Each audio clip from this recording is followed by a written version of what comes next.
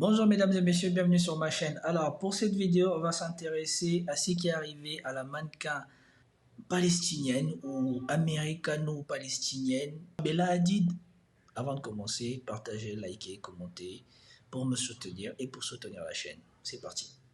Pourquoi Bella Hadid a-t-elle été retirée de cette campagne Adidas ? La mannequin d'origine palestinienne n'apparaîtra plus sur les photos de la campagne de pub de l'équipementier allemand pour la réédition de ses baskets. Baptisées SL72, ces chaussures répliquent un modèle porté par les athlètes, notamment lors des JO de Munich de 1972. Ces jeux avaient été marqués par l'attaque et la prise d'otages menée contre la délégation israélienne par un commando palestinien. 11 athlètes israéliens et un policier allemand avaient été tués. Et la présence de la jeune femme sur cette publicité a rapidement suscité l'émoi chez des responsables israéliens et sur les réseaux sociaux. Fille d'un ancien réfugié palestinien et d'une mère d'origine néerlandaise, Bella Hadid, 27 ans, a régulièrement exprimé son soutien aux Palestiniens depuis qu'Israël bombarde la bande de Gaza en représailles aux attaques meurtrières du Hamas le 7 octobre dernier. Devinez qui est le visage de la campagne. Bella Hadid, un mannequin d'origine palestinienne qui a l'habitude de propager l'antisémitisme et d'appeler à la violence contre les Israéliens et les Juifs. La marque a rapidement réagi et la mannequin a été retirée de la campagne avec effet immédiat, a précisé une porte-parole d'Adidas. Nous sommes conscients que des liens ont été établis avec des événements historiques tragiques, même si ceux-ci sont totalement involontaires. Et nous nous excusons pour l'irritation ou la douleur que cela a pu causer. Au contraire, d'autres internautes ont dénoncé la décision d'Adidas de mettre fin à la collaboration avec la mannequin et certains appellent même au boycott de la marque. I will no longer be buying Adidas. Bella Hadid had nothing to do with what happened in 1972. Why? She wasn't born yet. La SL72 va en tout cas continuer d'être promue à travers d'autres visages, dont celui du footballeur français Jules Koundé. En 2022, Adidas avait dû rompre brutalement sa collaboration avec le rappeur américain Kanye West, qui avait fait des remarques à caractère antisémite. Une rupture qui explique en partie les mauvais résultats de la marque en 2023, dont les comptes étaient dans le rouge. Désormais, Adidas doit faire face à cette nouvelle polémique alors qu'il était parvenu à des performances en nette amélioration. Ok, alors, je ne sais pas si cette vidéo que je viens de vous partager, je pourrais le maintenir pour la vidéo, mais on va quand même essayer de voir s'il n'y a pas d'autres médias qui parlent de ça, histoire de s'assurer d'autres personnes qui ne pourraient pas censurer la vidéo. Sur Brut, on ne parle pas de Bella Hadid. Ok, est-ce que France 24 parle d'elle? On parle de ce qui lui est arrivé.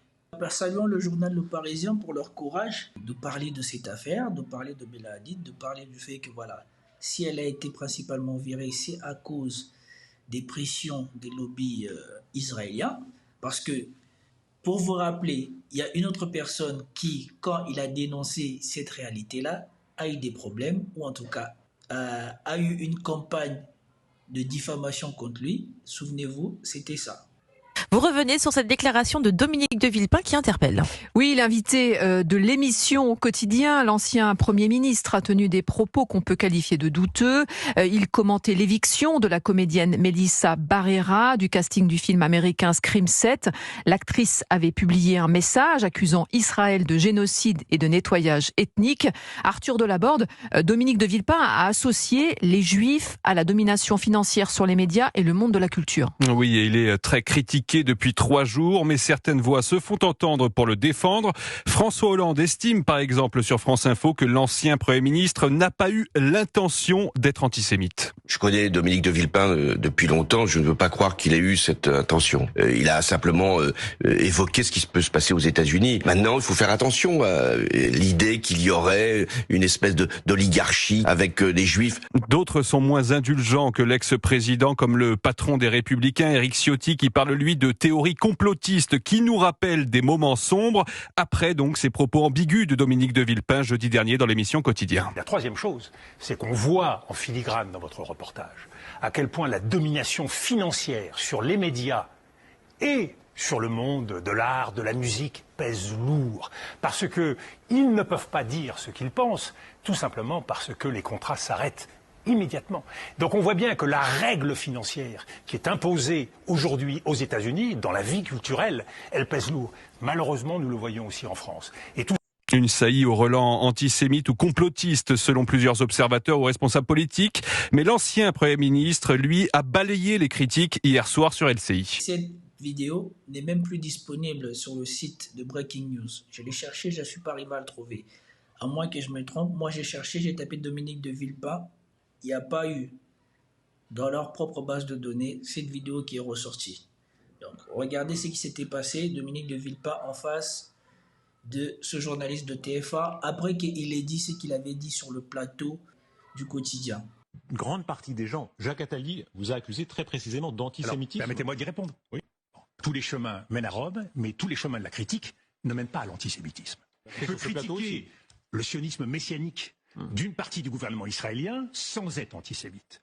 On peut soutenir l'idée de justice pour le peuple palestinien sans être antisémite. On peut mettre en cause un système économique, culturel, financier. Que je sache, un ancien président de la République a fait campagne en dénonçant le pouvoir de la finance. Il n'était pas antisémite. Je dis que la règle financière qui s'est imposée, elle pèse lourd. Le lien d'équivalence entre argent et communauté juive, il a été dénoncé très fortement par les mêmes qui aujourd'hui parfois me reprochent ce que j'ai pu dire. Vouloir établir un lien entre domination financière et antisémitisme, c'est renier ce qu'ils ont dit à l'époque. Il faut être cohérent. Et vous savez, à force de vouloir limiter la capacité qu'on a à s'exprimer, à force de ne plus pouvoir rien dire sur les plateaux, sous prétexte que ça pourrait signifier ou gêner, à force de traquer toutes les formes de pensée qui peuvent évidemment porter ombrage à une stratégie ou à une politique, eh bien on devient ce qu'on est en train de devenir, c'est-à-dire un très petit pays. Dominique de Villepin réfute tout propos antisémite et assure que ce qu'il critiquait, c'est la violence de la pensée unique aux États-Unis. Chacun se fera son avis. Arthur Delaborde du service politique. Voilà. Et à cela, moi aussi, je vous dis que chacun doit se faire son avis. Vous avez vu quelles étaient les répercussions quand, par contre, là, on pouvait comprendre, mais c'était d'une violence qu'on n'avait jamais vue avant. Quand Kanye West a tenu des propos inqualifiables, le lobby, ou en tout cas les amis d'Israël, lui sont tombés dessus, il a été cancel. Par contre, le cas de l'actrice qui a montré son soutien à la Palestine contre Israël, là, vous ne pouvez pas dire que on ne voyait pas l'influence des pro-israéliens derrière. Et là, vous voyez Bella Hadid, figure de soutien palestinien, être dégagé d'une pub Mani Militari parce que les Israéliens se sont indignés, poussant Adidas probablement à des dommages et intérêts face à Bella Hadid.